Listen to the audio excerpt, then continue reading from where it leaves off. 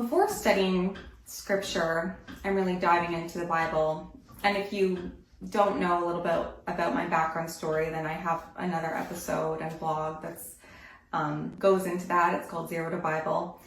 But before kind of diving into that, I already considered myself a pretty spiritual person. I was open to spirituality. I believed in, energy flow and the universe, and I believed in God in a more broad sense. But I always believed in God, and I was always open. And so one key noticeable difference that happened when I started to study scripture in the Bible is this real acknowledgement of good and evil, not just in the physical world, but also in the spiritual world. And I know that seems like spirituality 101 for a lot of people, but for some reason, I just felt sheltered from this understanding that there was real evil in the spiritual world. I truthfully never believed that the devil was real. I just thought that the devil was more of a symbol of the capacity for human evil. And any evil we see in the world is a flaw of human nature, but anything spiritual is pretty much good.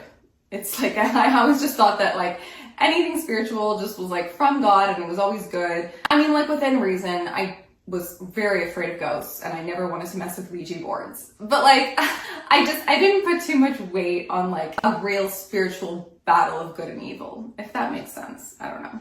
But yeah, when I started to study scripture and read the Bible, I saw how serious the Bible took the reality of good and evil in the spiritual realm. And in fact, it's so real that Ephesians says, "Our battle is not against flesh and blood, but against the powers and principalities that govern the unseen world." And so basically that's saying that everything is spiritually influenced. The spiritual realm has so much influence on our life. And I know that this whole topic kind of seems out there for people, but it's very biblical. Jesus actually talks about the devil more than anyone else in scripture. And I know you do not have to be a Christian to, there are atheists who can at least respect that Jesus was a man full of wisdom and knowledge, and he did not speak to waste words. And so when he says something again and again, it really is a sign.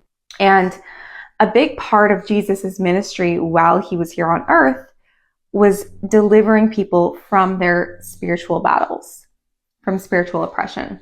So he cast out demons from many people. There's a lot more to this world beyond what we can see.